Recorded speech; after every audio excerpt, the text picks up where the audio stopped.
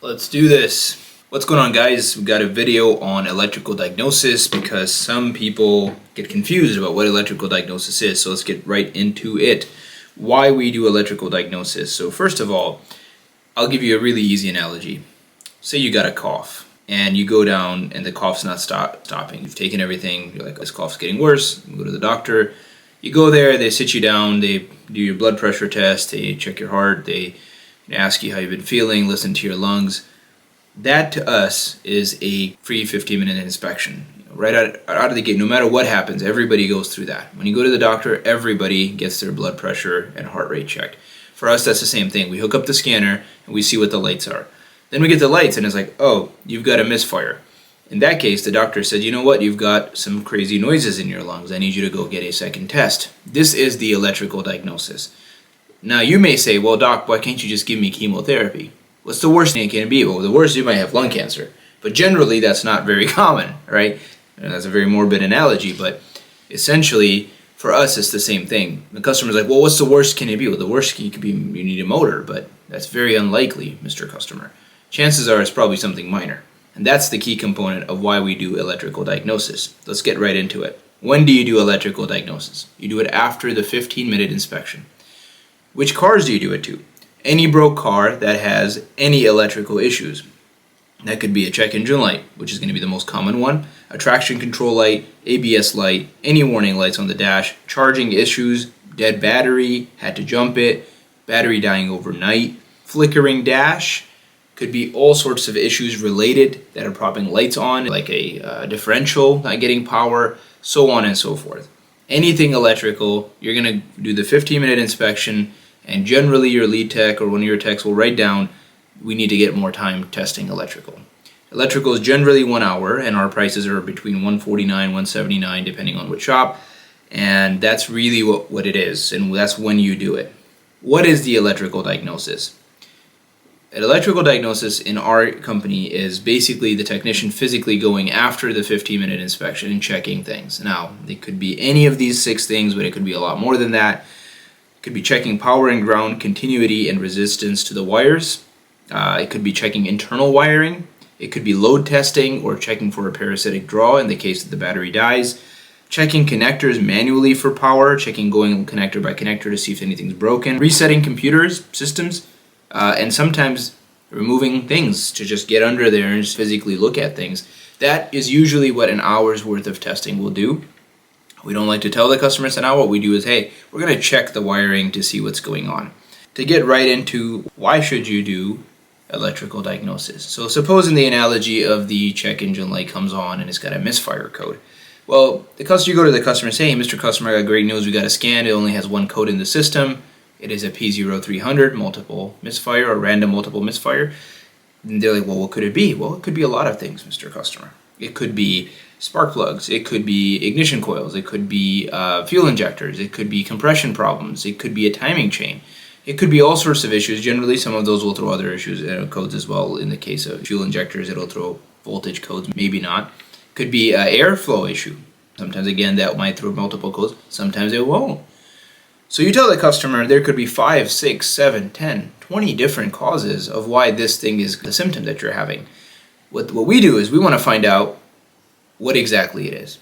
That's the beauty of the electrical diagnosis, because a lot of people think you hook up a scanner and you might get a diagnosis. If that easy, then all these guys wouldn't be experienced. What the scanner does, it tells you which direction to go in. It's like a map, right? It says the problem is somewhere in the east. So that you're like, oh, great, west is not a problem. When you scan the computer, in the case of the check engine light, you scan the engine computer, the engine control module, or the powertrain control module, which is basically the part of the electrical harness or the electrical system on the vehicle that controls the engine. And now you're like, all right, so we scan that, and then even within that, there's different directions you can go. So then it tells you, oh, it's actually a misfire problem.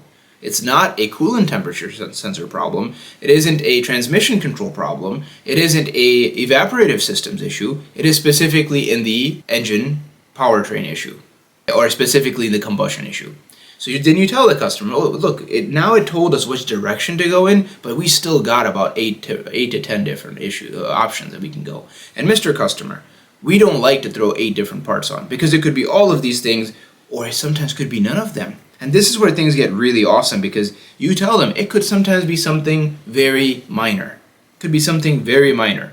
There's no guessing with the electrical diagnosis, right? We go in there and we pinpoint the problem, because we went from having a check engine light, now we got to the engine control system, and now we can go within and pinpoint the problem for you and say, hey, remove this part. So why should you do electrical? Because it's actually cheaper than putting parts on. You could throw 5-6 parts at it, it's going to be way more expensive and still not have your car fixed. It's easier and simpler because you get right into it and you can actually pinpoint the problem, fix it. It could be something really minor, which saves you a lot of money, and then sometimes it's actually just the wiring, which in that case the electrical diagnosis will fix your problem.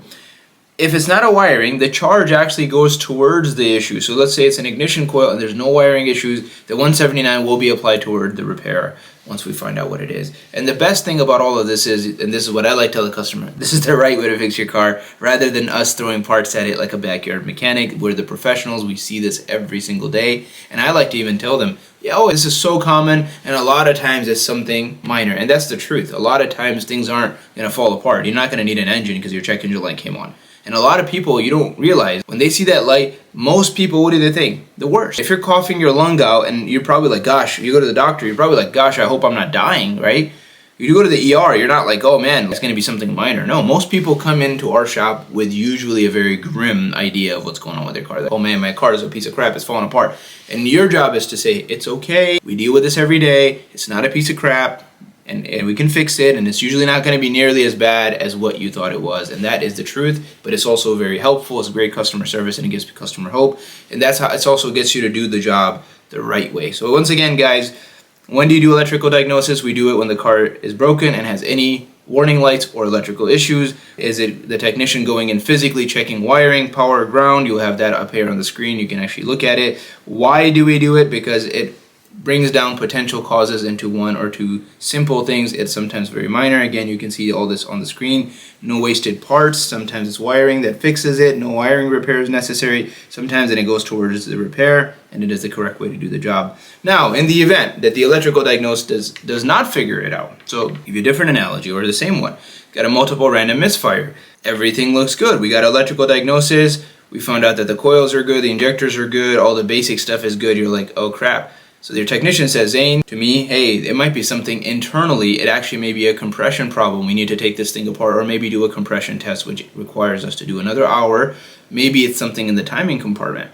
In that case, you go back to the customer and you say, Mr. Customer, I've got great news. All the normal things are actually okay, but the bad news is it's something internal. Now we move on from the CT scan to the biopsy. So once again, you go in and you get a triage because you're coughing. Then they say, go get a CT scan. They check your CT scan, and God forbid there's a lump in your lungs. And then the doctor says, well, I don't want to give you chemo just yet. Why don't you get a biopsy? Which they go in there, they take a sample of your tissue, and then they send it to the lab. And that, in our case, would be getting tear down, which we open things up and actually physically look at it. And at that point, we can still say we can give you hope, because if it's a timing chain, we can actually fix that rather than an engine, because a lot of times customers are like, well, what's the worst that can happen? It's like, no, hang on. Worst is it's an engine, but a lot of times we can fix it by doing the timing chain, maybe just a tensioner, maybe just a VVT solenoid, whatever that is. A lot of times, remember guys, the whole idea here is to sell hope, because hope is always the best thing to buy. Also, it's the cheapest thing, and a lot of times it is the real thing too. So remember, stay optimistic and tell them, great news. We got nothing, that all the normal things are fine. The bad news is something internal, but it could be really bad or just a little bad. The next step is to take a couple of things apart and check, and then get the teardown approved, generally 2 to 3 hours, and it's the same reasons. It verifies the repairs, could be something minor, and of course it goes towards the repair. I hope this video was helpful. Once again, electrical diagnosis is a massive weapon in running a very lean and mean shop, because you don't waste time on fixing or taking things apart without the customer's approval. It is the perfect stepping stone from 15 minutes right into the electrical and then fixing the repair. It also qualifies the customer. We don't like to tell customers over the phone that we do electrical, because sometimes we can figure things out within the 15-minute free inspection. So follow the process: 15-minute free inspection, electrical diagnosis repair, or electrical diagnosis teardown, depending on the vehicle. I hope this video was helpful. Thank you very much. I'll see you on the next one.